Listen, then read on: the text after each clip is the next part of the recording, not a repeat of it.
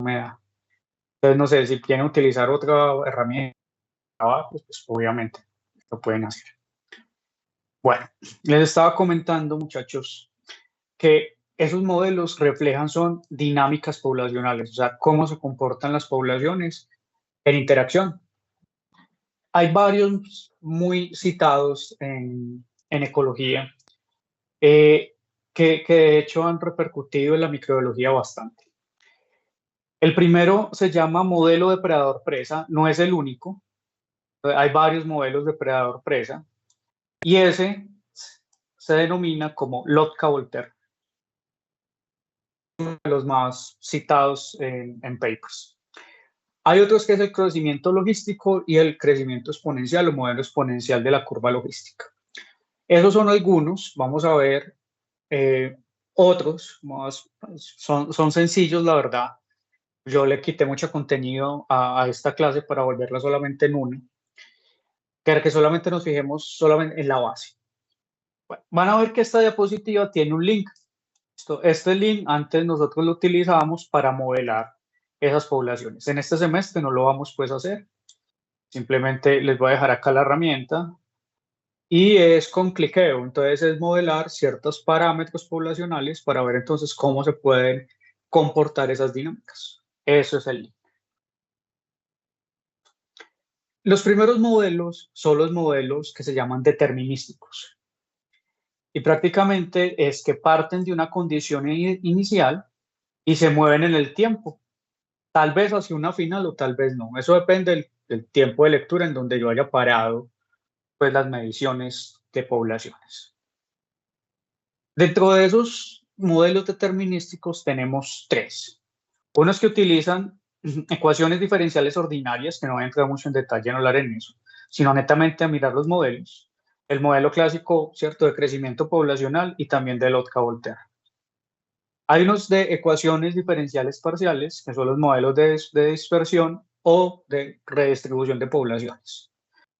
Y por último, están los mapas, uno que se llama mapa logístico y otro que es para evaluar o modelar la interacción parasitoide-presa. No tanto, depredador-presa es una cosa, el depredador es que tiene que obviamente comerse la presa, ¿cierto? El parasitoide-presa no necesariamente tiene que consumirse a la presa, puede ser que un estadio de su ciclo de vida especialmente el parasitoide, conviva y después entonces eso repercuya en el fitness del hospedero, pero de hecho hasta ni lo puede matar. Como puede matarlo, puede que no. Y al final también terminan teniendo, digamos, una relación no tan estrecha como depredador-presa, sino una relación que puede ser un poquito, digamos, más abierta, ¿cierto? En donde el parasitoide puede sobrevivir cierta etapa de su ciclo de vida sin la presa. Este es el modelo de Nicholson. Entramos entonces a hablar de los modelos clásicos de crecimiento. Está el crecimiento logístico y el crecimiento exponencial. Esto simplemente nos habla entonces de estos dos. Este es el exponencial, perdón, y este es el logístico, que es la curvita de crecimiento que siempre manejamos en microbiología. Pero que ya cuando uno entra a modelar, ¿no?, especialmente a modelar para que sea predictivo, pues ya se utilizan dos ecuaciones. Las ecuaciones simplemente te están diciendo cómo está cambiando el n total en el tiempo, ¿no? En el exponencial, prácticamente ese crecimiento per cápita de la población que se denomina acá como R, es este, no cambia aunque la población se vuelva muy grande. Mírenlo acá. O sea, no cambia en dónde, en el tiempo. Entonces, esto va creciendo siempre. Pero llegará pues dirá uno, listo, pero ¿hasta dónde crece? Tal vez yo no haya medido todo el tiempo que se necesita para que él baje, sino que hasta el tiempo donde yo lo medí, él seguía creciendo. Y esa tasa de crecimiento, tamaño poblacional o fitness seguía aumentando hasta cierto punto. Eso pasa mucho en microbiología, pero como les digo, llegará un momento que esto se aplane y forme ya un crecimiento logístico. Pero en un tiempo en donde pues yo leo hasta cierto punto, pues la voy a encontrar así y esto entonces significará entonces un modelo exponencial, que dependerá entonces de el crecimiento per cápita máximo y el tamaño poblacional. Ahí está. Lo contrario es, aquí me disculpan que hubo un error de ortografía, que la tasa per cápita, ¿cierto?, va disminuyendo a medida que la población alcanza su tamaño máximo. Este es el típico modelo de crecimiento microbiano. Entonces aquí está el tiempo, aquí está el tamaño de la población en y en X pues el tiempo. Y miren que empieza de hecho a crecer y aquí de hecho hay una etapa exponencial en esta partecita, ¿cierto? De hecho lo denominamos así, crecimiento exponencial. Pero va a llegar un punto en donde se va a encontrar con esta constante.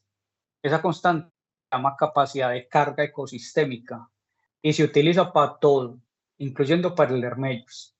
La capacidad de carga quiere decir entonces cuánto es lo máximo de carga en cuestión poblacional que alcanza un ecosistema. Y obviamente donde empiezan a escasear sus recursos. De hecho, hay que decirlo que el planeta Tierra tiene una capacidad de carga, la cual en teoría no hemos excedido. Y como pues ya han visto los crecimientos demográficos que van en descenso, pues quién sabe, ¿cierto? Eso tiene cosas buenas y cosas malas. Entonces, él llegará, ese crecimiento, hasta la meseta, hasta el punto que llegue la capacidad de carga. Y después va a empezar a descender. Que es la típica cinética. Entonces, este modelo es el logístico. ¿Listo? Y estos dos son supremamente aplicados en ecología y uno va jugando como con ellos. En ecología y en toda la microbiología, sino que en otras partes de la microbiología, pues no nos interesan las ecuaciones, simplemente ver la cinética y cómo se está comportando. Aquí importa es modelar. Entonces uno tiene esta ecuación, ya simplemente reemplaza. Esto está el R máximo que depende de la carga ecosistémica y el tamaño poblacional. Y esto acá cierra y se multiplica por todo el tamaño poblacional. Esto te determina entonces cómo va cambiando el N el tiempo. ¿Alguna pregunta hasta acá?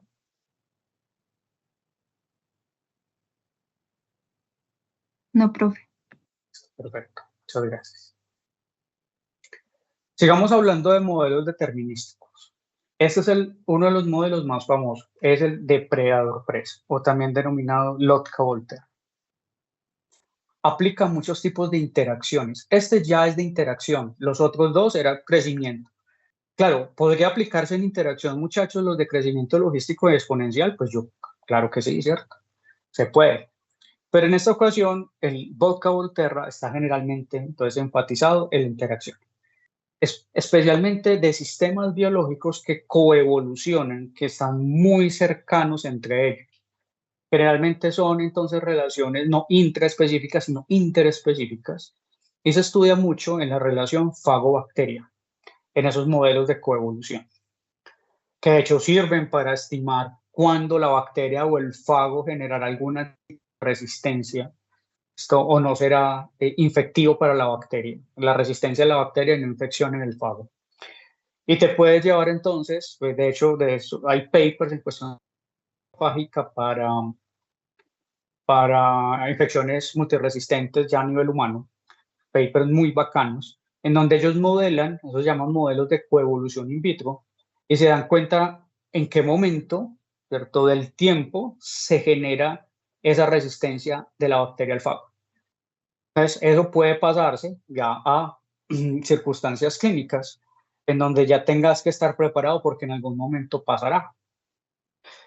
Eso también juega cómo se mueve la presa en el tiempo, cómo se mueve el depredador en el tiempo. Esos deltas, esos cambios.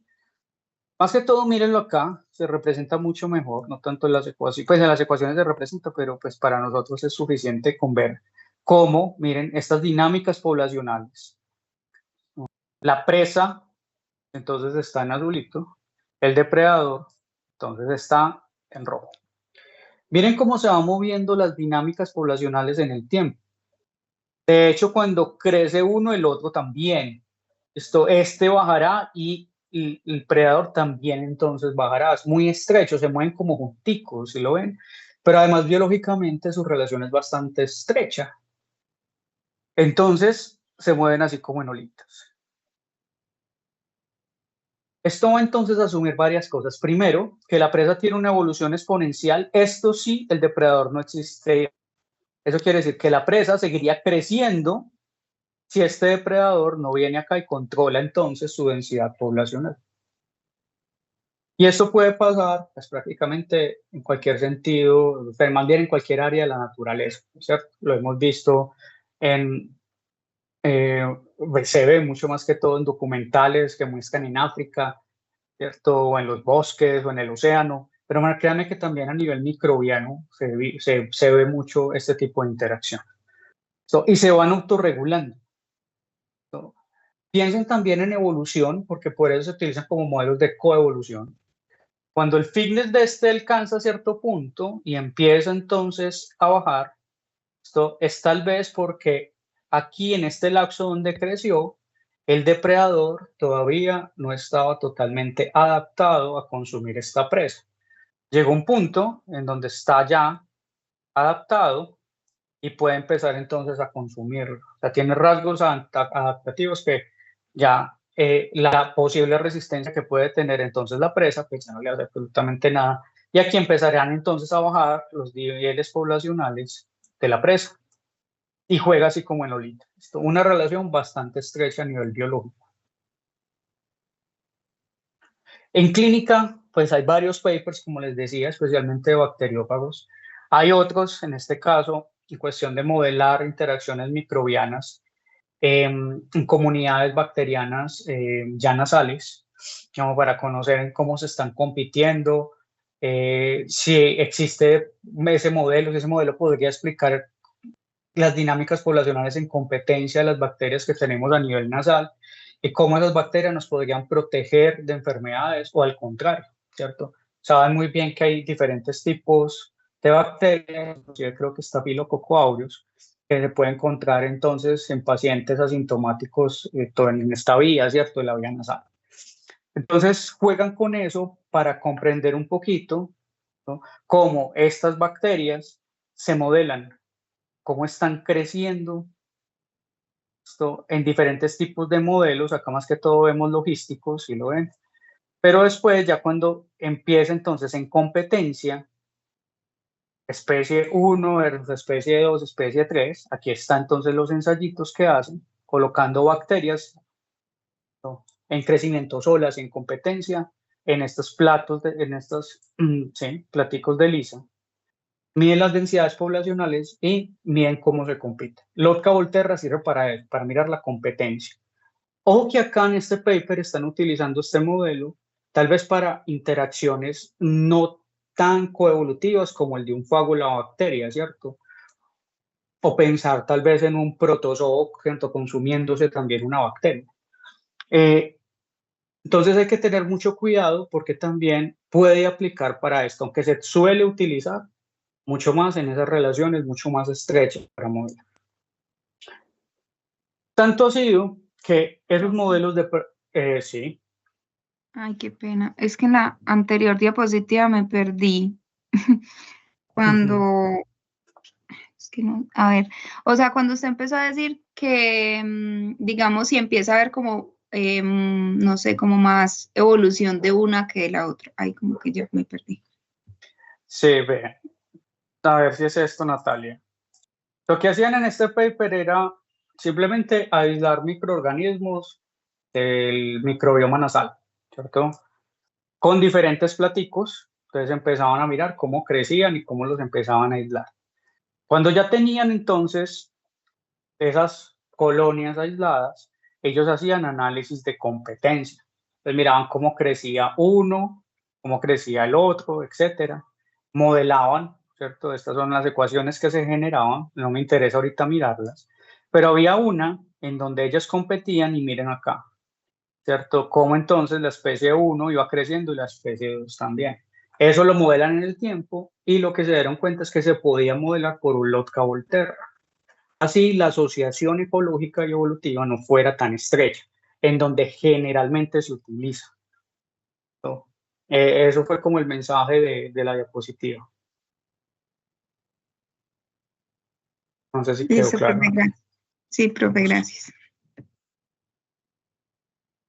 De hecho, hoy en día, muchachos, nosotros ya hemos visto concepto de ecotipo. Este es de este paper, ¿cierto? Esta imagen. Neutral no hemos visto, pero prácticamente son conceptos de especiación, cómo evolucionan las especies bacterianas.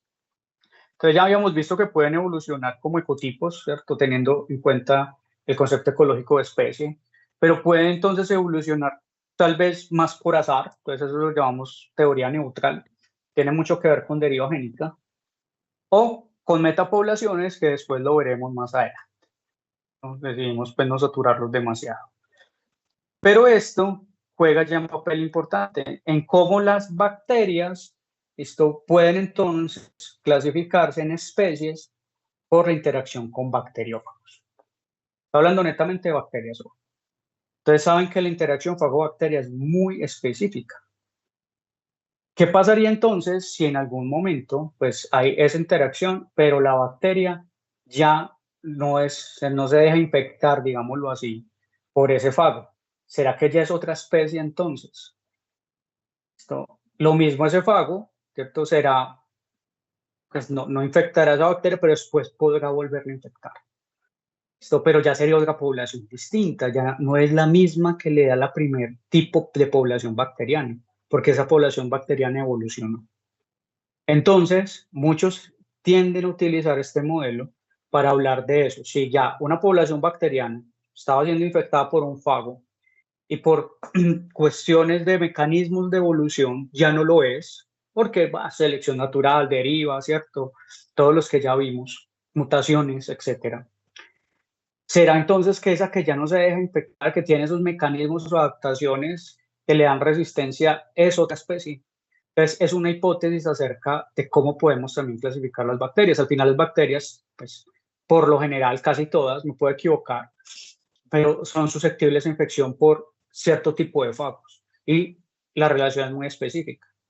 Entonces, puede ser también por ahí, además de todos los conceptos de especiación que hay, ¿cierto? Simplemente es otro adicional.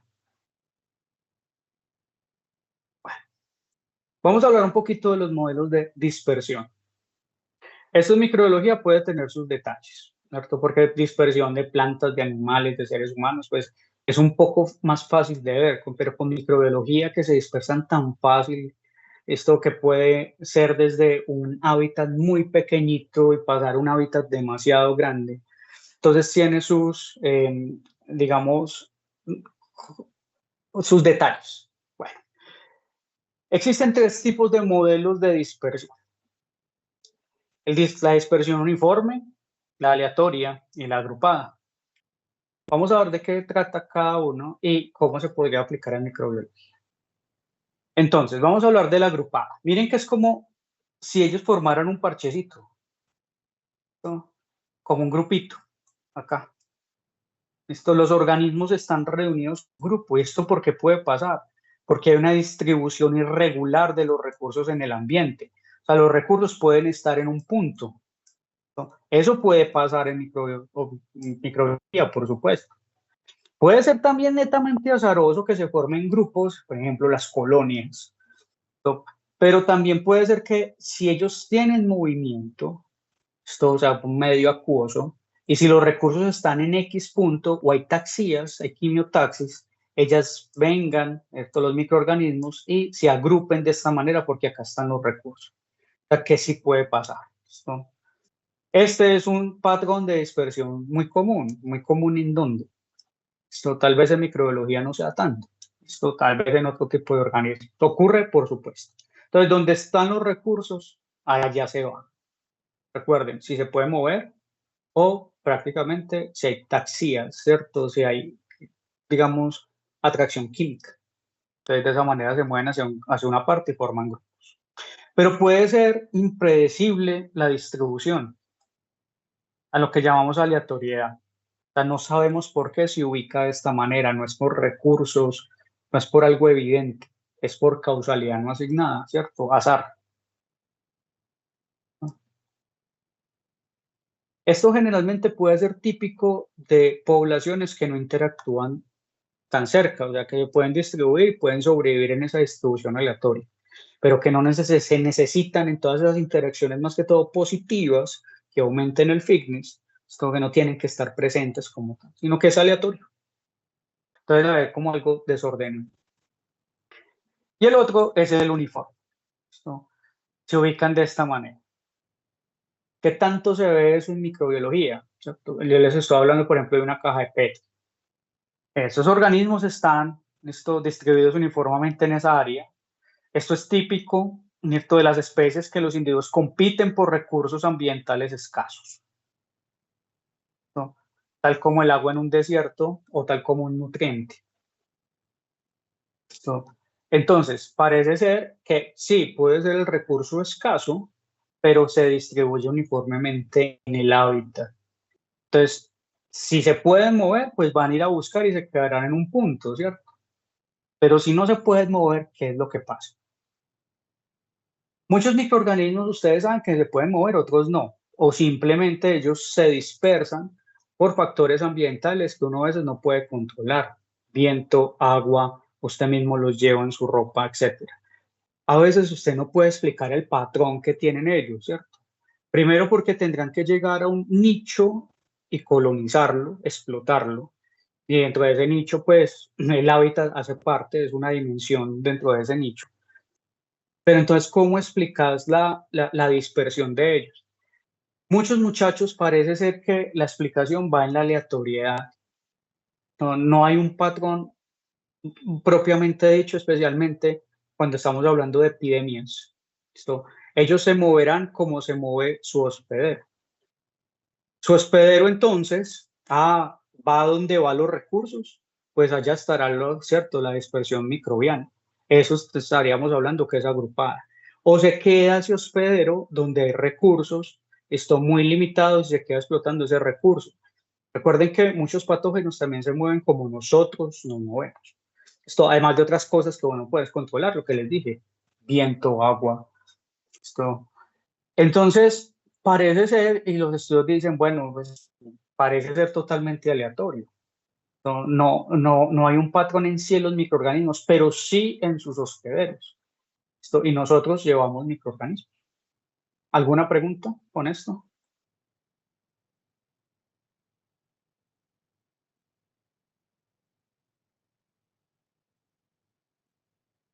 No, profe. Listo. Penúltimo, el modelo de mapa logístico. Si ven, parece un arbolito. Entonces empieza la población en crecer y se va bifurcando. Entonces siempre se va bifurcando porque va evolucionando, va cambiando. ¿De qué depende el cambio? Miren que es en el tiempo, ¿no? Depende de, primero, la capacidad de carga que tenga entonces el ecosistema. Ya vemos que era de la tasa de crecimiento y de la autorregulación por densidad, que se pueden dar por diferentes tipos de interacciones, especialmente competencia por espacio y por nutrientes. Entonces, lo que hace el mapa logístico es empezar a ilustrar pequeños cambios después de cierto tiempo generacional. Miren, por ejemplo, este mapa logístico, los cambios más pequeños, estos son los más grandes, se ven de acá para acá. Empieza a bifurcarse demasiado, ¿no? Ilustra entonces cómo pequeños cambios en los valores de parámetros poblacionales, parámetros en qué, la capacidad de carga, la tasa de crecimiento o la autorregulación, pueden dar resultados a largo plazo dramáticamente, ¿cierto? Entonces, a largo plazo, claro, mírenlo acá. Aquí llegó un punto en donde estas tres cosas estaban con ciertos valores que permitieron entonces que esto se empezara a bifurcar de una manera muy grande, empezara a cambiar y evolucionar de una manera demasiado acelerada, pero fue después de un punto en el tiempo. Entonces, un mapa logístico me puede ayudar a modelar esos cambios que se dieron después de un rato y que fueron muy acelerados después de ese punto de corte en el tiempo. ¿Por qué? Porque la capacidad de carga cambió, entonces entran, listo, en una autorregulación por densidad muy distinta, lo mismo que las tasas de crecimiento no serán iguales porque están compitiendo. Entonces se acabaron los nutrientes, se acabaron los recursos. Entonces, ¿qué va a pasar? Un mapa logístico sirve para modelar ese tipo entonces de situaciones. Y este es el último modelo clásico que se llama Nicholson-Bailey. Les dije que generalmente se utilizaba. Recuerden que son modelos, o sea, son posibles explicaciones a un fenómeno basados en teoría matemática. Generalmente son ecuaciones. Puede ser que pues, la población, ya cuando usted tome los datos de cómo están esas dos poblaciones en interacción, no siga realmente uno de esos modelos, por eso hay muchos. Esos se llaman modelos clásicos y son de los poquitos que extraje que consideramos nosotros importantes. Este de acá se basa en parasitoides. O sea, la relación generalmente en la que se modela valga la redundancia, modelo, es cuando hay no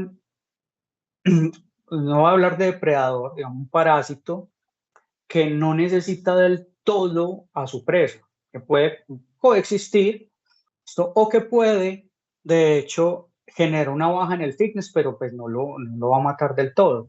Pero que ella, como tal, ese parasitoide puede vivir cierto, ciertas etapas de su ciclo de vida por fuera de su hospedero. ¿No? ¿Puede para microorganismos? Sí, muchachos, también para microorganismos puede. Va a depender esto cómo se comporte y usted cómo lo quiera modelar. Lo que pasa es que generalmente se utiliza por unas relaciones no tan estrechas como el Lotka-Volterra. Si usted ve el Lotka-Volterra, generalmente era algo así. Total, qué pena ese dibujo tan feo. ¿No? Prácticamente, miren que el crecimiento poblacional de una dependía de cómo iba la otra, o sea, la relación era tan estrecha que se movían como en olita. Fíjense acá en Nicholson Bailey que puede haber un comportamiento más o menos parecido, pero miren que acá hay baches. ¿No? ¿Cómo así? Es como si se moviera de esta manera. Entonces, usted tiene esto, pero uno puede ser esto de acá, ¿cierto? Llegará un momento en que se encuentren, ¿no? Por ejemplo, acá parasitoide, y esta es la presa. También hay que decirles que los tamaños poblacionales de la web, que muy mal escrito, presa, generalmente son mayores. Sí, o sea, son mucho más que las del predador, porque si fuera el contrario, pues obviamente podrían extinguir la presa. Miren que acá que la relación no es tan estrecha, ellos pueden estar coexistiendo por separado y tener unas dinámicas separadas, pero en algún momento se encontrarán en ese ciclo de vida del parasitoide y bajarán entonces o subirán. Pero generalmente hay brechas, ¿no? Eso quiere decir que la interacción es inestable. En Lotka-Volterra es más estable la interacción, ¿no? Entonces, lo que les decía, miren, lo dice la diapositiva, parásitos y hospederos se distribuyen de una manera no contigua, esto no tan agrupada como lo hacía entonces Lotka-Volterra, sino que puede haber cierta inestabilidad, pero es en sí por los ciclos de vida que tiene cada uno. Esto es muy importante en cuestión de enfermedades transmitidas por vectores, ¿no? En donde el patógeno entonces tiene o utiliza un vector, en este caso vector biológico, no tanto vector mecánico, y puede entonces, miren, pues generalmente no lo mata, ¿cierto? Pues hablando de mosquitos transmitiendo virus o transmitiendo malaria, transmitiendo leishmania.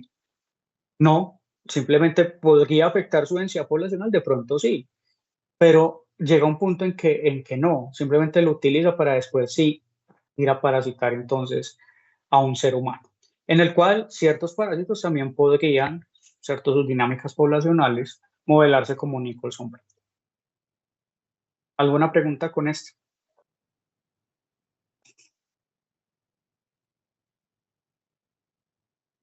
¿Puede repetir lo que mencionaba de los vectores, por favor? Perdón, Mariana, no te escuché. Se cortó. Hola, ¿me escucha? Sí, ya. Sí, ¿me puede repetir, por favor, lo que explicaba de los vectores? Sí, yo les decía que uno también podría modelar las dinámicas poblacionales, en este caso parasitoide hospedero con enfermedades transmitidas por vectores, porque al final el vector es una etapa de su ciclo de vida en el hospedero. Puede no afectar el fitness, ¿cierto? Yo no conozco todas las dinámicas poblacionales de los más famosos. Y pueden entonces tener una relación entre inestable es que no tienen, ¿cierto?, una correlación bastante, sino que miren que el parásito se puede reproducir en los seres humanos, o a veces tiene hasta 2 o 3 hospederos. Entonces, eso podría generar un modelo Nicholson-Bailey para mirar cómo se están comportando, porque no hay, ¿cierto?, esa especificidad, digámoslo así, o más bien afectación del fitness como tal. O sea, pueden vivir por aparte y no se pueden afectar ninguno de los dos del fitness en ese tipo de relación. No sé si queda claro, Mariana. Sí, sí, profe, muchas gracias. Con gusto. Bueno, muchachos, esta imagen generalmente yo tiendo a preguntarla en las evaluaciones. Bueno, obviamente este tema no entra en el parcial, como pues, ¿no? Y es simplemente ver cómo, aquí estoy hablando de un vibriófago y de una bacteria que se llama Vibrio cholerae. Muy importante, entonces, en la enfermedad diarreica aguda, ¿sí? Después la verán cuando ya pasen a ver bacteriología, espero yo, pues. Te va mostrando cómo es la dinámica poblacional de cada uno. Miren, la de la bacteria es una línea continua. Y la del bacteriófago, en este caso un vibriófago, es esta línea que está entonces partida. Y cómo esa interacción se va moviendo en el tiempo. Usted en principio lo que puede pensar es una interacción como muy estrecha. Esto se podría modelar Lotka-Volterra, sí, se puede modelar Lotka-Volterra. Así en algunos lados, miren que haya algo inestable. Por ejemplo, acá, ¿cierto? Usted dice, no, pero venga, esto debe ser un Nicholson-Bailey. ¿Usted puede modelar esto? Sí, también lo puede modelar. Esos son modelos, muchachos, son posibles explicaciones, son hipótesis basados en fundamentos matemáticos. Entonces, tú lo puedes modelar como quieras, pero nunca se les olvide el contexto. ¿Cierto? Yo que estoy hablando, ¿qué modela mejor? Yo podría estar hablando que acá modela mejor un Lotka-Volterra. Así, en algunos lados, esa interacción no sea tan estable como yo quiero, ¿cierto? Como lo dicen los libros. Estos son datos ya tomados de experimentos. Entonces están viendo cómo es esa interacción. Miren que no siempre da como uno quiere, ¿no?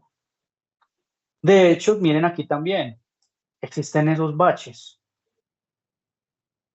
Pero también ocurre algo muy interesante. Miren acá la población de la bacteria cómo bajó del todo.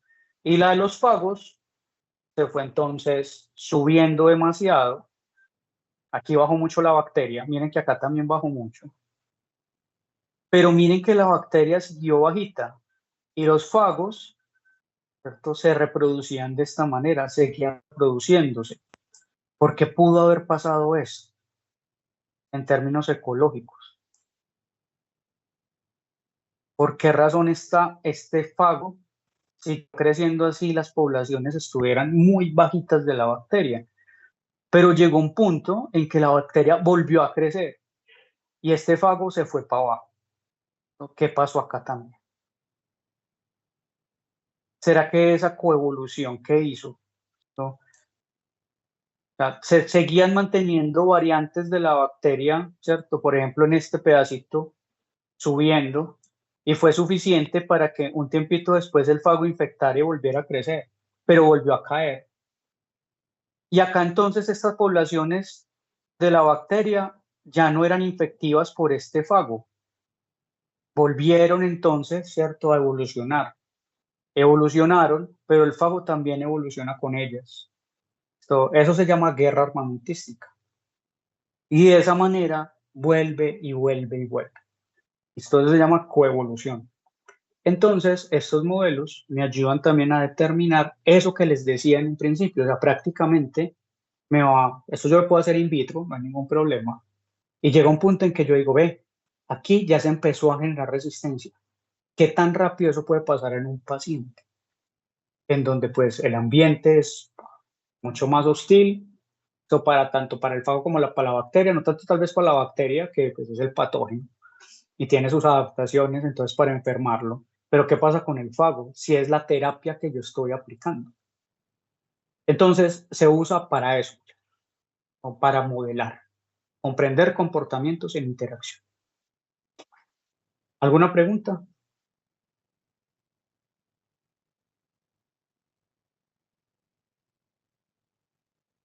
No se les vaya a olvidar este pedacito.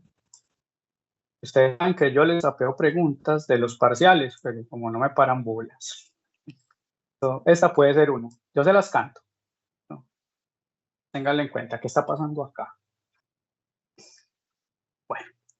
Y por último, donde no voy a entrar mucho en detalle, son los procesos determinísticos y estos son los estocásticos. O sea, que dependen más de la aleatoriedad. Esos modelos estocásticos, ¿no?, describen como una variable que es aleatoria, ¿no?, va a tener entonces una correspondiente distribución de probabilidades que se aplica a la dinámica poblacional. Eso suena muy complejo, ¿cierto? Entonces recuerden que hay diferentes tipos de distribuciones. Entonces ya que está la normal, así se puede comportar una población, ¿cierto? Pero de la normal hay otras 30 distribuciones más. Entonces asume esto, que esta variable que yo estoy modelando es aleatoria y utilizan distribuciones de probabilidades para poder modelar cómo se comporta esa población. Hasta ahí voy a llegar. Aquí le meten otro tipo de estadística. Uno en el pregrado y hasta en la maestría solamente ve un tipo, que es la estadística frecuentista, la que ve uno en los cursos. Acá le meten algo más y es algo que se llama estadística bayesiana. Esto quiere decir que aplican la teoría de Bayes, o de Bayes también lo llaman, ¿cierto?, en inglés. Aquí lo que van a hacer es que utilizan, listo, probabilidades para determinar que si un evento ocurre, depende de la probabilidad, listo, de que se hubiera dado el evento anterior. O sea que también marca la dinámica poblacional en el tiempo. Pero para que algo ocurra, ¿cierto?, para que este evento se dé, por ejemplo, en una dinámica, la probabilidad con la que se dé dependerá de la probabilidad con la que se dio el anterior. Y de esa manera entonces ya modela. Es estadística muchísimo más compleja, ¿no? Entonces esto se llama probabilidad prior o a priori y se utiliza para calcular algo que se llama probabilidad posterior. La cuestión es que acá, ¿no?, es simplemente lo mismo, pero bajo otros modelos matemáticos, ya distribuciones de probabilidad, ¿no?, y que hay dos probabilidades, una probabilidad de un evento que ocurrió anterior, de cómo se estaba comportando esa población, y yo quiero calcular cómo se va a comportar en el tiempo. Entonces, pues dependerá del evento anterior. Eso es todo, para no complicarnos. Entonces, los más importantes, los que más se utilizan, son los determinísticos, ¿no? Y estos que son mucho más complejos, los estocásticos, pues como tienen estadística más completa, la gente no tiende mucho a utilizarlo y no se ven demasiado en los papers. También para que sepan. Bueno, entremos a hablar entonces de ya dejar los modelos clásicos para hablar de estadística multivariada. Yo intenté resumirla lo más que pude. Entonces, vamos a ingresar en este mundo. Esto es un tema también complejo, simplemente pues obviamente vamos a intentar resumirlo y nuestro interés simplemente es que le vean la utilidad, más que empezar ¿cierto?, a hacer estadística multivariada como tal. Y que sepan también cómo interpretar figuras de los análisis de microbiomas específicamente. Ese es el único interés. O sea, en tener unas bases para interpretar algunos análisis.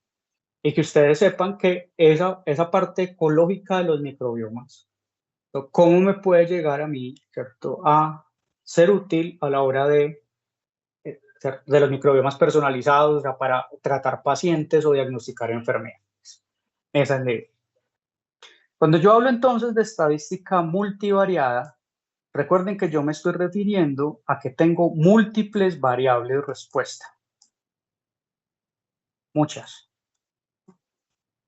Que también puedo tener múltiples variables independientes. También aplico técnicas como por ejemplo la regresión lineal múltiple. Pero en este caso es que tengo una variable de respuesta y puedo tener una o varias variables predictoras. Todas las predictoras son las variables independientes, a los que nosotros también llamamos metadatos, como en otra clase se los expliqué. Entonces, muchas variables respuestas. Y yo me puedo ir por diferentes vías. Entonces, generalmente todo empieza con un diseño experimental o un diseño muestral. Entonces, se deben elegir las unidades experimentales o las unidades muestrales o las unidades observacionales. Usted ya depende de lo que esté hablando. Cuando se eligen, pues vas a tener que elegir la técnica para estudiarlas. Cuando eliges la técnica, estás de cierta manera eligiendo las variables. Estoy eligiendo secuencias. Secuencias. O mediciones en un paciente. Esto también. Temperatura, pH, hematocrito, hemoglobina, bla, bla, bla, bla, bla. Todo lo que podemos medir. Depende entonces del estudio que estemos haciendo. Cuando yo tengo variables, miren que yo tengo muchas. Especialmente de qué tipo, respuesta. Muchas variables respuesta. Bueno, entonces yo cómo hago para determinar si todas esas variables tienen algo de relevancia con respecto a lo que yo quiero medir. Entonces me explicarán la variación que tienen entonces los grupos microbianos y con relación a qué. Esto a qué de un paciente, a la altura, al peso, a todas las variables que yo pueda medir un paciente. ¿Será que encuentro relación? Para eso, entonces, después de tener muchas variables, yo construyo una matriz. Se llama matriz básica de datos. ¿Por qué? Esta estadística es matricial. La utiliza matrices. Entonces, ya ahorita les vamos bueno, por ejemplo, las tablas OTU o las tablas ASV son matrices. Y ahí son unidades discretas, ¿cierto? Un OTU, dos OTU, tres OTU, ¿cierto? Una OSV, dos ASV, y los ASV como OTU tienen códigos, y eso tiene asignaciones taxonómicas. Ya está construida la matriz. Entre otros ejemplos. Cuando yo tengo la matriz, calculo algo generalmente que se llama coeficiente de similitud.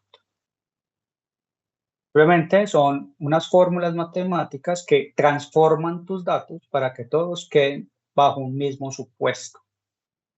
Ese supuesto va a ser entonces que la matriz que yo antes que tenía al principio cambie ya a una matriz de similitud. ¿Por qué? Porque operé una fórmula matemática, pues eso lo hacen los softwares, que hace que cambie. Entonces va a cambiar una matriz en donde ya todos los números hablan el mismo idioma. O sea, se transforman los números bajo un supuesto. Ahorita les muestro algunas de ellas. Ya después escogeré, cuando ya tengo mi matriz de similaridad, el tipo de análisis cuantitativo. Entonces hay análisis de clusterización y análisis de ordenación. Y eso se divide en cada uno en varias cosas. Ya dependeré de la pregunta que quiero responder. Identifico patrones, por eso es tan importante las figuras. Y por lo menos ahí nos vamos a quedar nosotros. Y después recuerden que uno toma inferencias. ¿Inferencias de qué? Pues de las unidades experimentales de los pacientes a los cuales entonces estás evaluando. En términos ecológicos acá solamente les voy a hablar de dos ejemplos.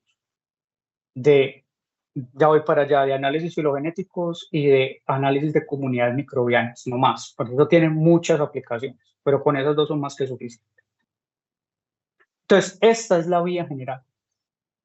A veces pasa por unas, otras no, eso depende también, es mi pregunta, siempre la pregunta que yo tengo.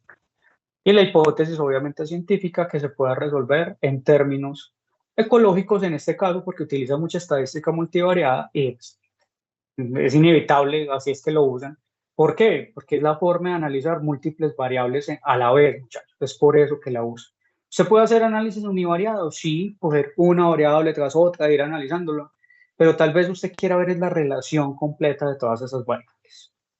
Bueno, preguntas con este flujo de trabajo.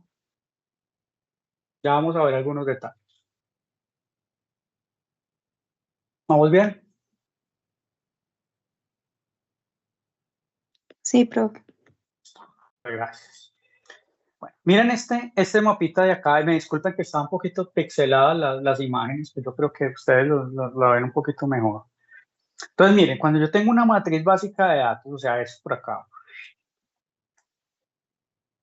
Miren que en una base de datos usted puede acomodar las variables en las columnas y las unidades experimentales o muestrales en las filas. Y ahí ya tiene su matriz. Entonces, es una base de datos que tiene unidades experimentales que las lee hacia allá y las variables que leyó por cada unidad experimental. Eso aplica. Esta misma matriz es la que usted obtiene consecuencias. Entonces, usted en una base de datos tiene un nombre de una secuencia y después tiene datos, variables respuesta. ¿Y cuáles son esas variables respuesta, muchachos? Los nucleótidos. Cada nucleótido es una variable. ¿No? Entonces, en cada fila usted puede tener 200 nucleótidos hacia allá y en cada fila usted va a tener entonces A, T, C, T, A, G, etcétera.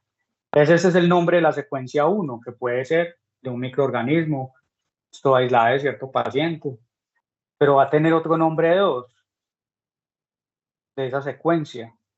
Y vas a tener también nucleótidos, tan, ¿cierto?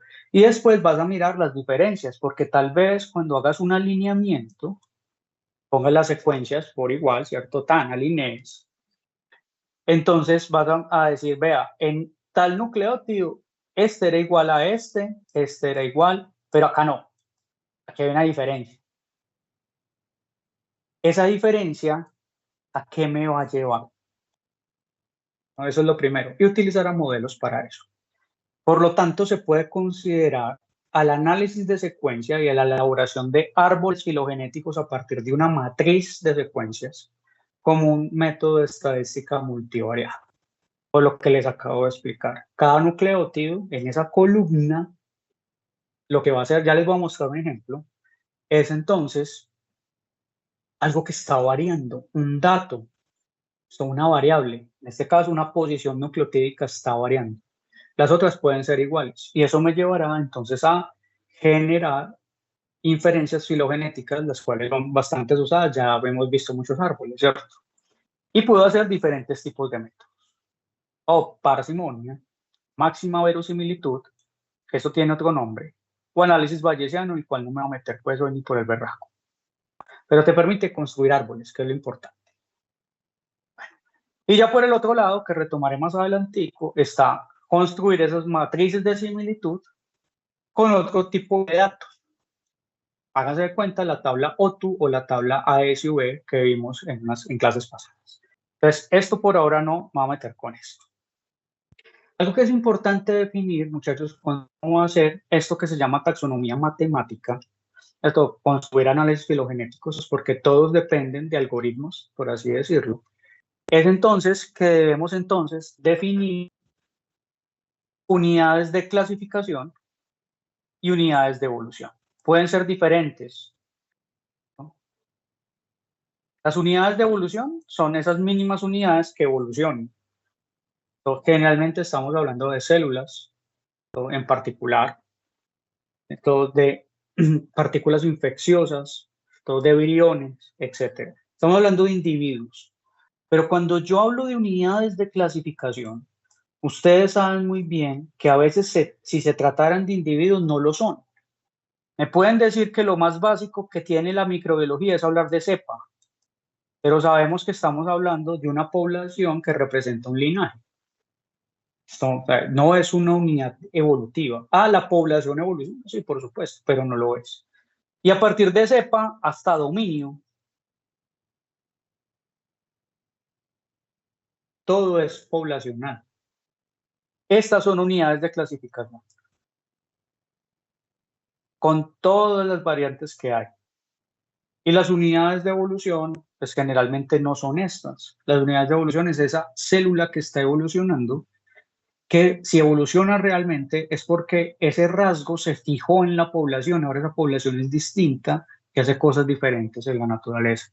Esa población entonces ya, ¿cierto? Es resistente a tal antibiótico, a tal antiparasitario, a tal antimicótico. Ya esa población ya no solamente infecta murciélagos, ya infecta seres humanos porque cambió, evolucionó. Y eso fue a partir de unidades evolutivas, que después se fijaron entonces en una población que yo ya puedo clasificar. Entonces, eso es muy importante aclarar. ¿Preguntas con esto?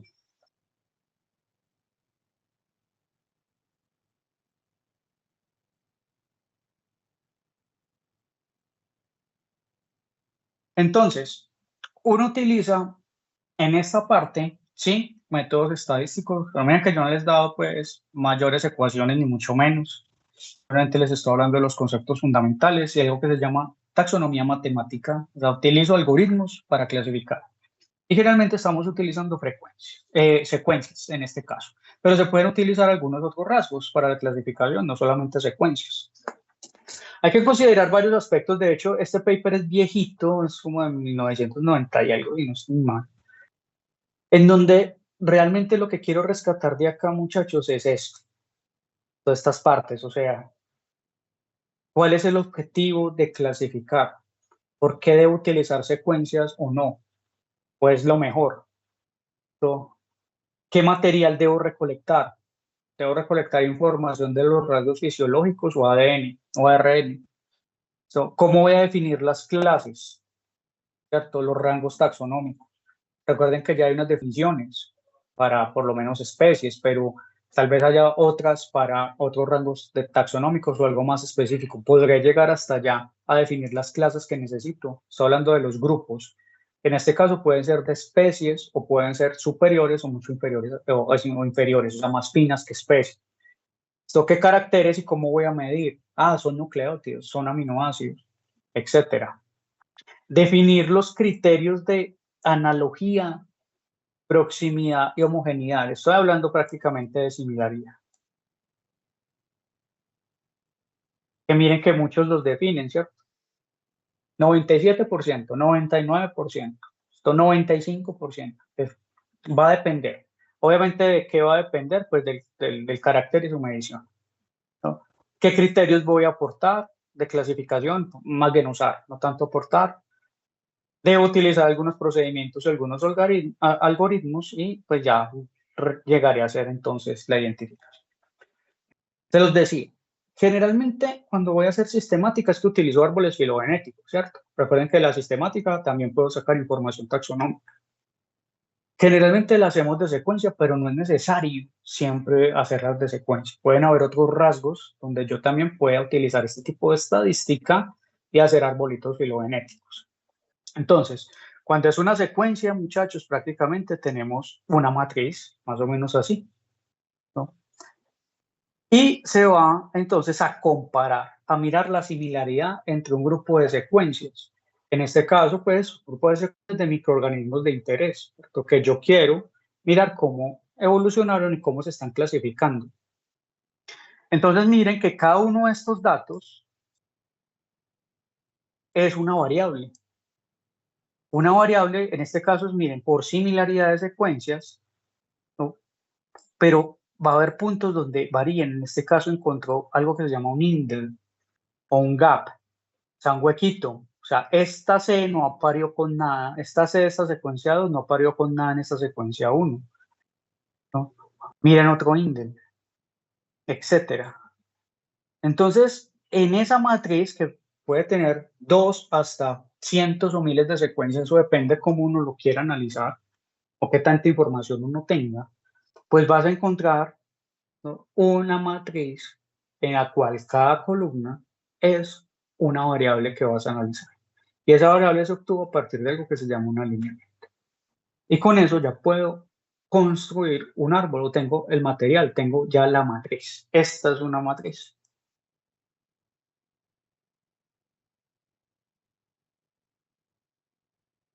Entonces ya puedo uno reconstruir el modelo evolutivo. A partir de secuencias nucleotídicas o aminoácidicas, se pueden aplicar diferentes métodos de inferencia filogenética.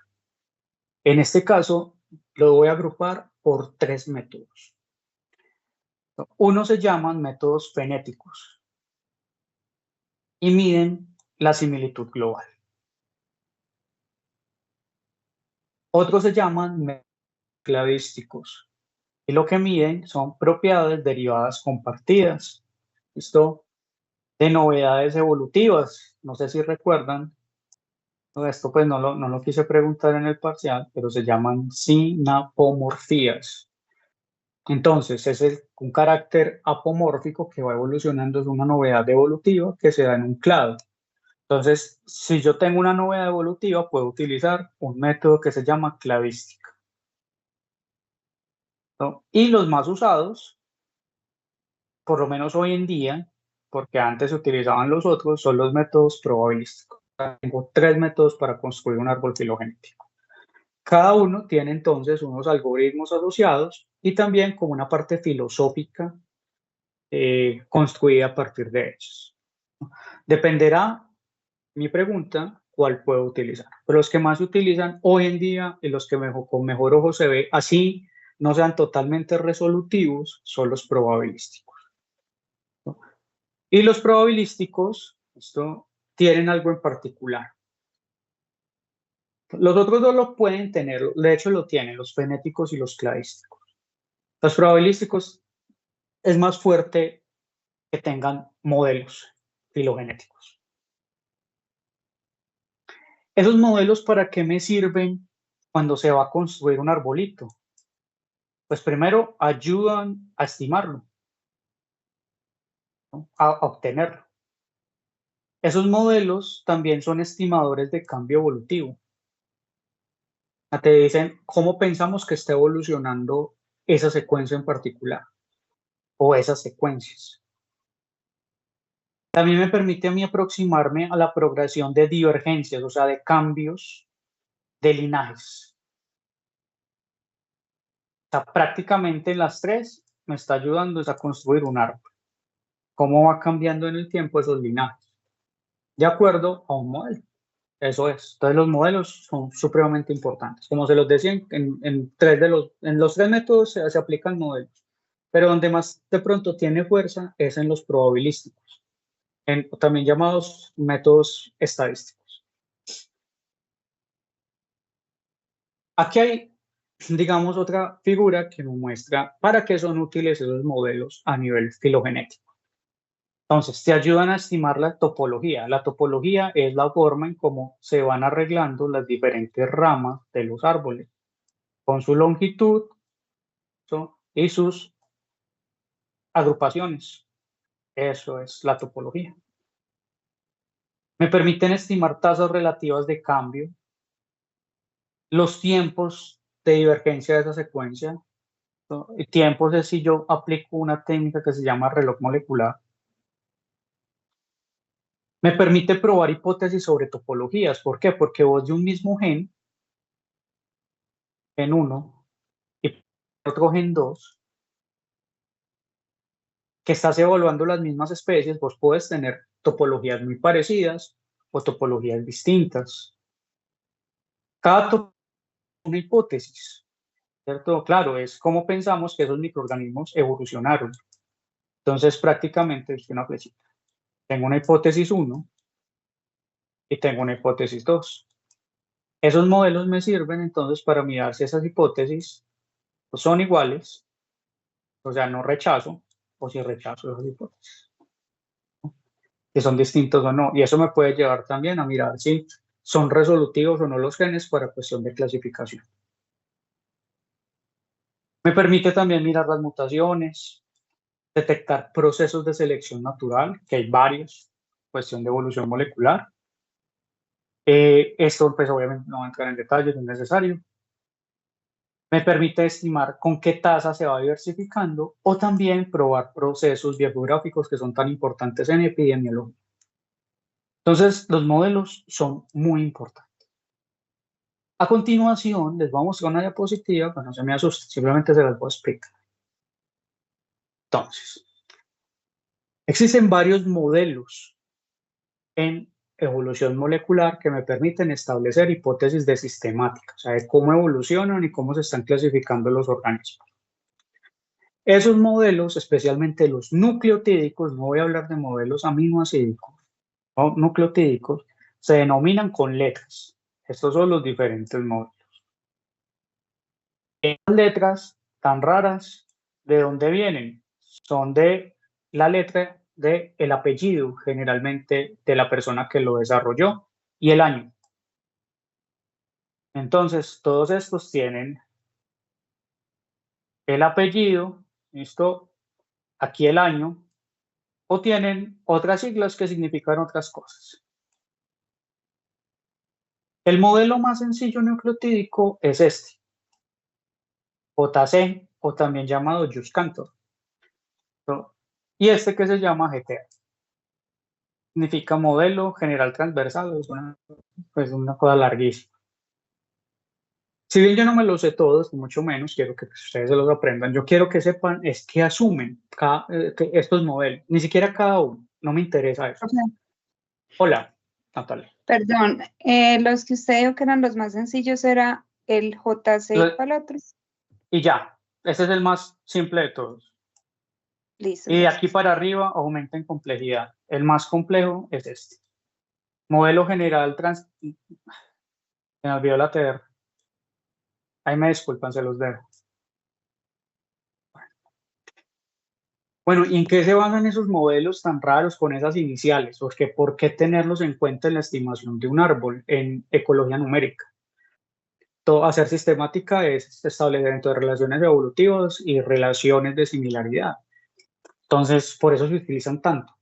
Y los van a ver el resto de su carrera con seguridad. Cada uno asume cómo están cambiando las bases nitrogenadas en cuestión de transiciones y de transversiones. Recuerden, las transiciones asumen que una pirimidina cambia por una pirimidina y una purina por una purina. Las transversiones son como cruzadas, o sea que va cambiando, es una base, una pirina, ¿cierto? Purina por una pirimidina. Y lo contrario. Asume entonces cómo se están dando esos cambios. Entonces dice, es que asume una transversión por dos transiciones. O asume, ¿cierto? Una transición por dos transversiones. Eso es lo que está mostrando acá. Lo que asume cada modelo. Entonces, cada modelo es distinto, uno es más complejo que el otro porque asume diferentes tasas en cuestión de transiciones y de transversiones. Pero recuerden muy bien que era una transición y que era una transversión. Son modelos, son la forma en que explicamos los cambios en el DNA y por lo tanto como pensamos que esos cambios influyen en la evolución de las especies microbianas.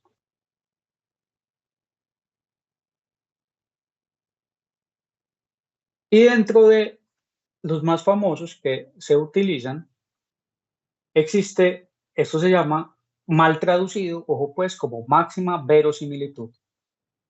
Likelihood no tiene realmente una traducción al español, pero si usted lo mete al Google Translate, así le va a salir. Vamos a denominarlo de esta manera y es simplemente, ¿no?, que voy solamente para esta ecuación. Es entonces la probabilidad de tener un árbol va a depender del modelo y de los datos, o sea, de las secuencias. O sea, como se esté dando el árbol, dependerá del modelo y de las secuencias que yo tenga o de mis datos. Por lo tanto, esos modelos que ahorita vimos son los que se introducen acá, pues obviamente se introducen en un software. Pensando yo cómo evolucionan entonces esas secuencias y me construyen a mí un árbol, pero basado en probabilidades. Por eso son métodos probabilísticos. Y esa función se llama maximum likelihood, de los más utilizados que hay. ¿No? Ya, hasta ahí. Solamente vuelvo y repito para que vean que los modelos se utilizan en la estimación de un árbol y que ese modelo no solamente pues, es importante, sino también los datos que uno tenga.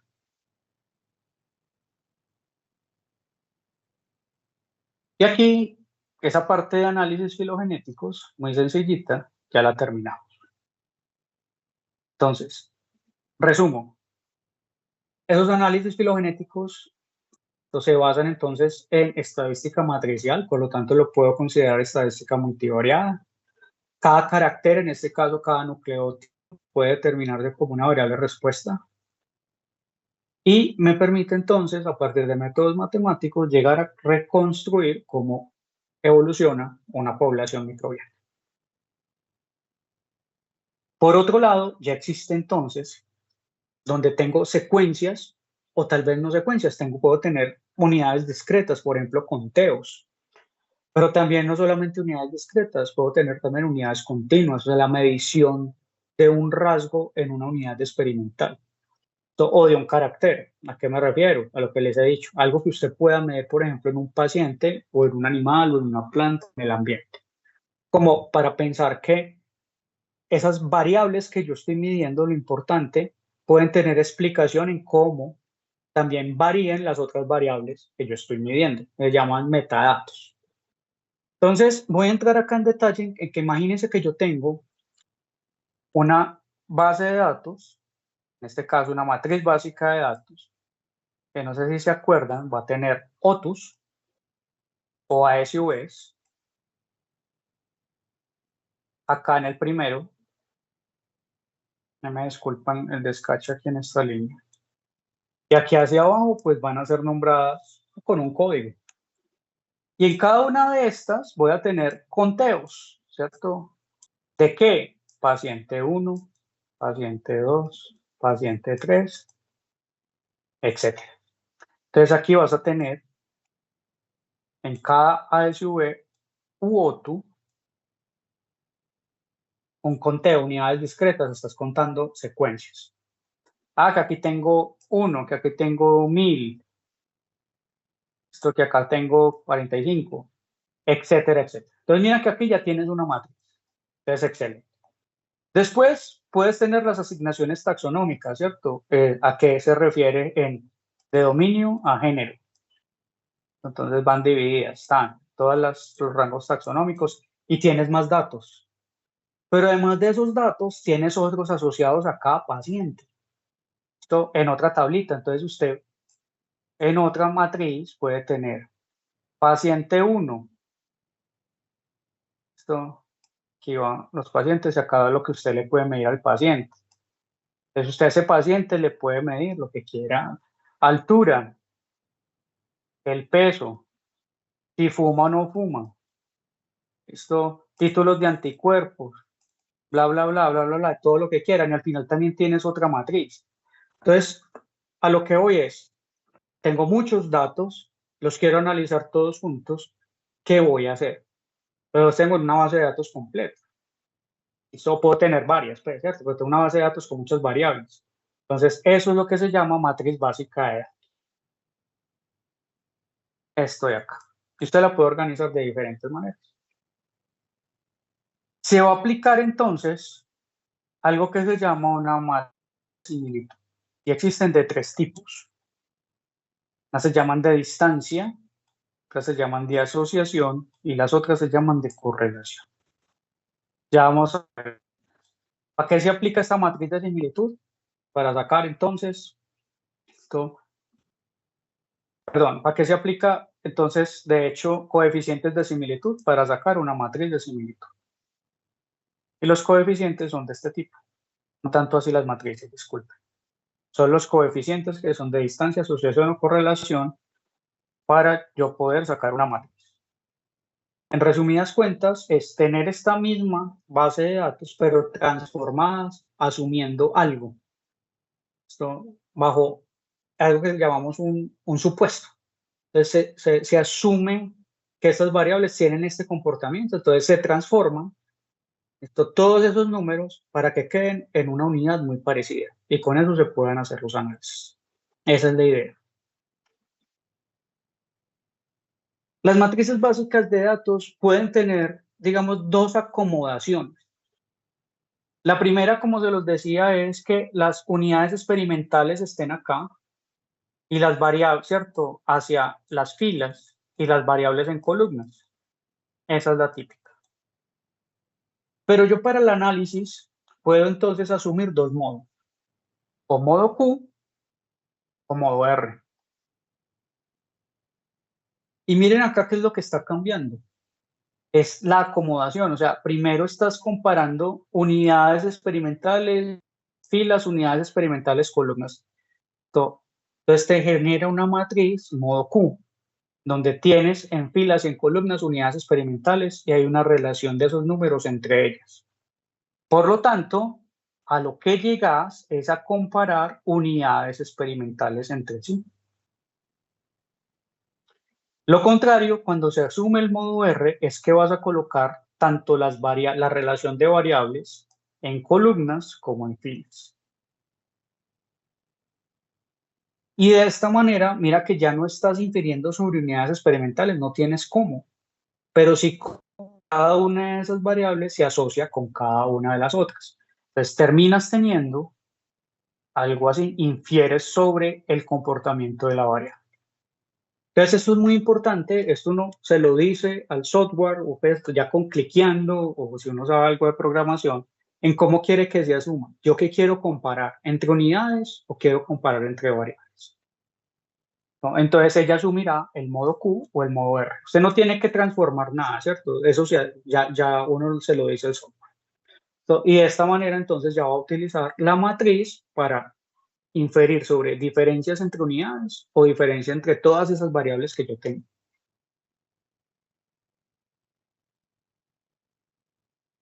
¿No?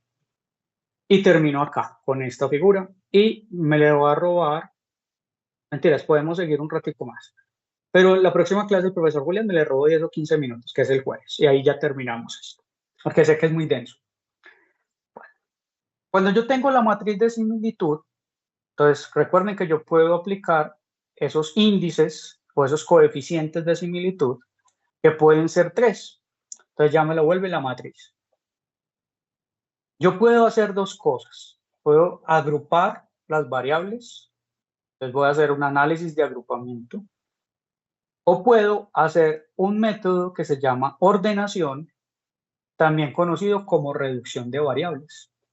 Eso quiere decir que si yo tengo muchas, acá no se quitan, todas siguen.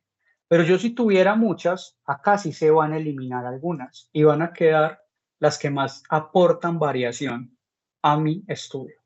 Se llaman métodos de reducción de variables. Dentro de ellos existen, listo, entonces dentro de los análisis de agrupamiento existen unos que se llaman jerárquicos, jerarquizan, y al jerarquizar lo que te muestran son árboles. Y existen diferentes métodos, ¿cierto? No voy a entrar en detalle. Ligamento simple completo promedio, método de Word, te sacan como arbolitos. Algo muy parecido a esto, miren, a esto. La clusterización o el agrupamiento te dan árboles generalmente, ¿no? Y son métodos jerárquicos. O sea, tienen jerarquía y saben que sí, en un árbol hay jerarquía. Esto de los que están que se parecen más y los que se van alejando que se parecen menos. Entonces, a partir de esa matriz, esos análisis. Hay unos que no son jerárquicos, ¿no? Como el K-medias o K-means. Disculpan la del Spanglish, en donde ya, miren acá,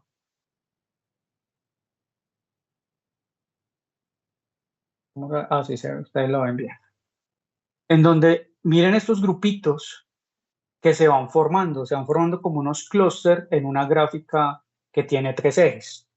Pero esa figura, miren que son las variables que yo estoy midiendo. ¿Esas variables cuáles son? Las variables generalmente explicativas, las que me están explicando ese fenómeno, ¿no? Entonces, esos grupitos de acá, que generalmente entonces van a ser ¿qué? Grupitos de diversidad, o sea, secuencias que yo estoy analizando. Entonces, estas secuencias de las muestras se parecen más entre ellas o se parecen menos. Es que el grupo, ¿cierto?, de estos pacientes, su microbioma se parecía más. Esto en un método no jerárquico. Y estos pacientes, mira, acá ese microbioma también se parecía más. Y acá también. Esto sin reducir ninguna variable. Están todas las variables que me pueden aportar, así no me aporten mucho. Entonces será que este que está acá son de pacientes en que esta variable y esta variable tienen más influencias en ellos. Ejemplo, el microbioma que está acá son de pacientes que usted determinó que fumaban, ¿no? Y que tenían un peso particular. Entonces yo puedo asociar, ese micro se asocia a pacientes que fuman mucho y que a su vez tienen bajo peso. Entonces ahí empiezo a sacar datos interesantes acerca de los pacientes, ¿no? Este entonces es el no jerárquico. Ya también puedes entonces escoger métodos de ordenación o reducción de variables. Acá se dividen entre métricos y no métricos. ¿Qué quiere decir? Que las variables tengan asociación lineal, son los métricos, o no lineales, que son los no métricos. Que recuerden que la linealidad me explica mejor esto, la causa y el efecto. Los no lineales, de cierta manera, la explican, pero no tienen un comportamiento lineal. Esa es la única diferencia. Entonces acá vemos varias siglas, que ya acabaremos la próxima clase. Les diré cada una que hace. Profe, Acá entonces, dale, Natalia. la asociación lineal me explica mejor que. Sí, los métricos tienen asociaciones lineales. Esto se basa en relaciones de linealidad. Recuerda que una asociación lineal es como si estuviera yo pintando. Espera un momentico acá. O sea, la variable tiene asociación lineal. Variable 1, variable 2. ¿No? Entonces se comportan así. ¿No? Cuando son los no métricos, las variables tienen asociación no lineal. Entonces se pueden comportar así, ¿no? O de otra manera. ¿Qué son estos? O sea, las variables no están tan relacionadas a nivel lineal. En cambio, los métricos sí. Gracias. Con gusto. Bueno. Ya voy a terminar. Entonces, aquí, ¿qué es lo que pasa? Miren que también se forman grupitos, ¿sí ven?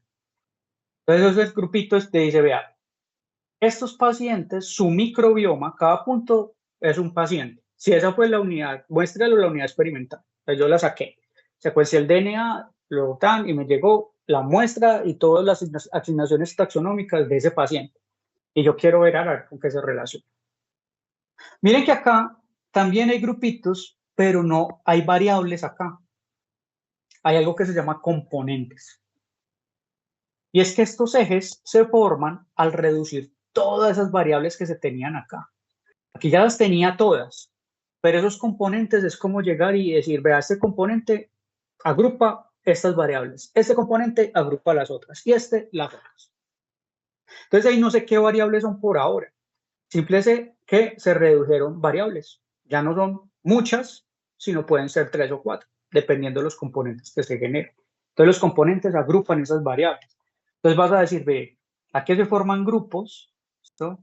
Y hay 3 componentes. Uno me explica mucho la variabilidad, y los otros 2 empieza a bajar, que tanto variabilidad me explican, para después yo correlacionarlo en cómo ciertas variables van a estar asociadas acá, pero ese es otro tipo de figura. Se llama biplot. Entonces, ya en la próxima clase se las muestro. Entonces, aquí hay componentes. Miren que no hay variables en sí. Los componentes agruparon unas variables. Y de esa manera es que se ordenan y hay reducción de variables. Ya no eran 10, sino son 3.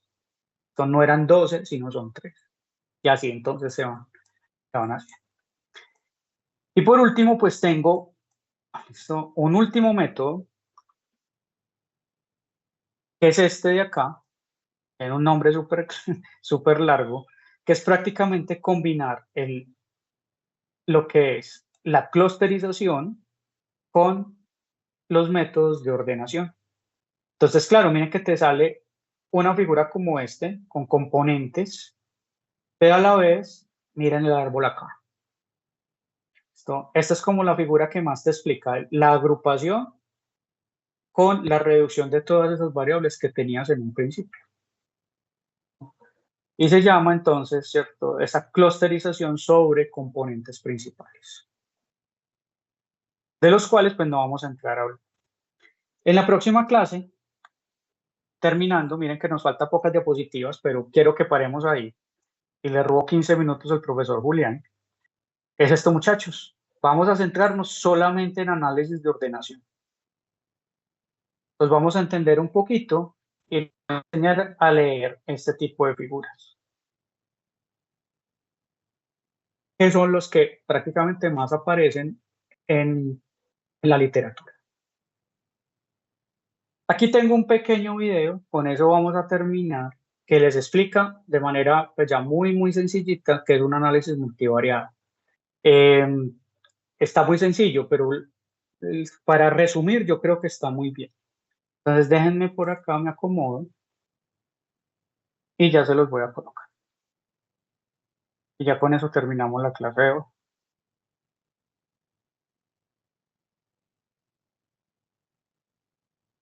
Dura 7 minutos.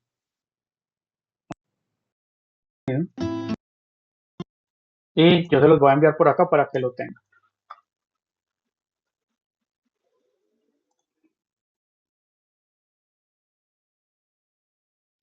Creo que con eso ya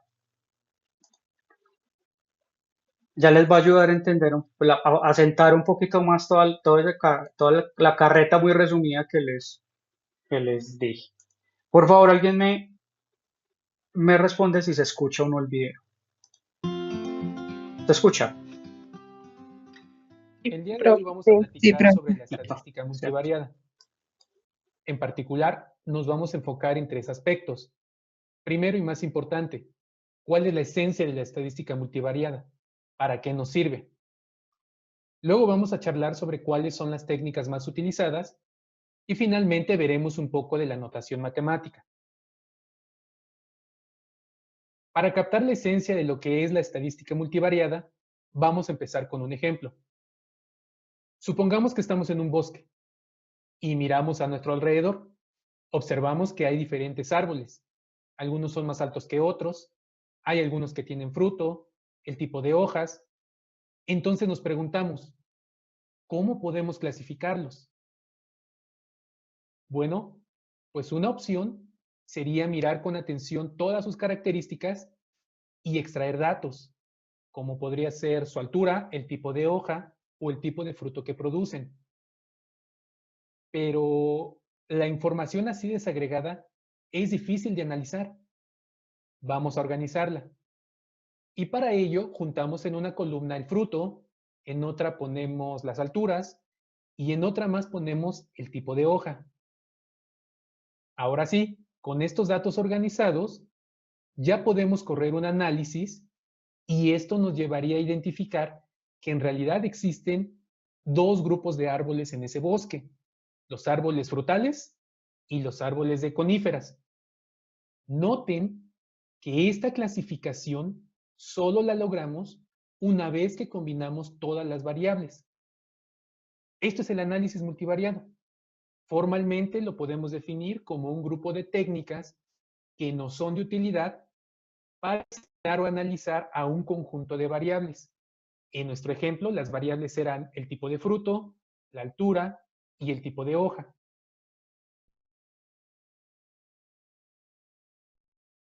Para llevar a cabo un análisis multivariado debemos de tener presente 3 aspectos importantes.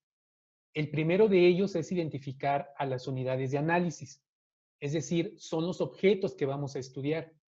En nuestro ejemplo fueron árboles, pero podrían ser personas, cosas o individuos. Segundo, los datos. Formalmente se definen como representaciones de los atributos que tienen las unidades de análisis. Y finalmente están las variables, que no son otra cosa más que un conjunto ordenado de datos. ¿A qué me refiero con ordenado? Me refiero a que una variable solo debe de contener un tipo de dato. Si vamos a captar alturas, entonces solo entran las alturas. Ojo, los datos no necesariamente son números. Observen que nosotros captamos el tipo de hoja y eso no es un número, sino es un atributo de los árboles.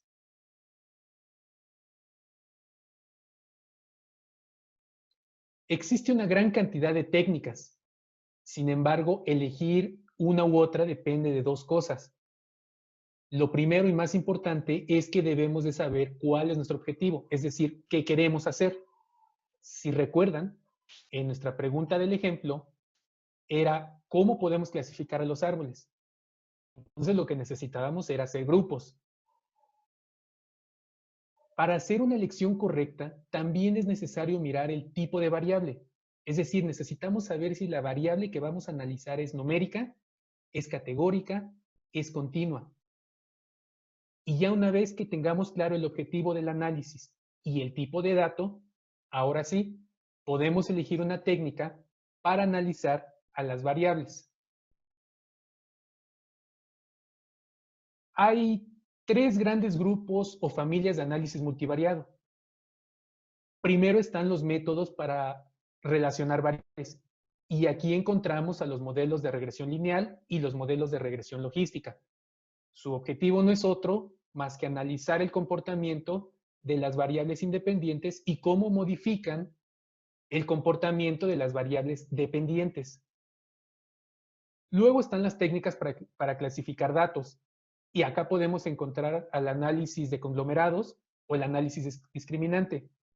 Su objetivo es hacer grupos, tal y como lo vimos en nuestro ejemplo en donde clasificamos a los árboles de acuerdo con sus características. Finalmente están los métodos para obtener medidas resumen. Y los modelos más utilizados son los modelos factoriales o de componentes principales. Su objetivo es crear constructos que capten el comportamiento de un conjunto de variables. Bueno, muchachos, acá yo no les, pues, hablé de regresión logística y lineal, un poquito ahorita cuando estábamos hablando de los métodos métricos y no métricos. El análisis de conglomerados es el mismo clústeres o de agrupamiento. Y ese análisis discriminante, que se los explico en la próxima clase, a veces entra dentro de los conglomerados, pero también a veces entra dentro de estos de acá abajo, que él denomina análisis factoriales o componentes principales, pero esos son los métodos de ordenación. Entonces tenemos regresiones lineales y logísticas, agrupamiento o clusterización, esto que lo llaman acá conglomerado, y acá análisis factorial o de componentes principales, que es uno de los tipos de análisis de ordenación. Es el más famoso de todos. Entonces ya continuemos que ya va a terminar. En las próximas sesiones vamos a andar con mayor detalle en cada una de estas técnicas.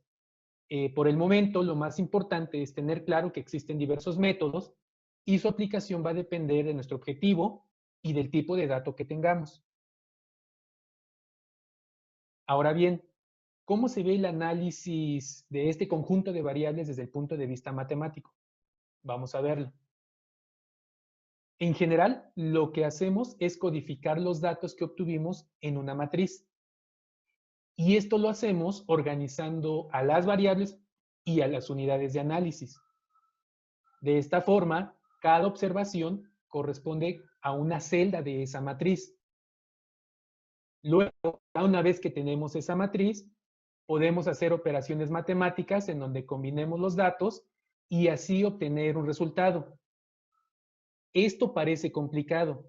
La ventaja que tenemos hoy en día es que contamos con una gran cantidad de software que nos facilitan el proceso. Sin embargo, lo importante es tener claro qué queremos y qué tenemos. Antes de finalizar, un poco de historia. El análisis multivariado tuvo un gran impulso a inicios del siglo XX, con este señor que ustedes ven acá, que se llamó Sperman. Lo curioso es que su objetivo no eran las matemáticas, sino estudiar la inteligencia de las personas. Él suponía que la inteligencia no se podía medir directamente, sino que había que juntar varios rasgos de las personas y así determinar qué tan inteligentes eran. Y esta es justamente la esencia del análisis multivariado, el análisis de un conjunto de variables. Bien, pues hemos llegado al final de nuestra charla. Esto, muchachos, no sé si quedó un poco más claro ya con esto. ¿Tienen alguna pregunta? Ya lo pusimos un poquito más sobre la Tierra después de ver el videito.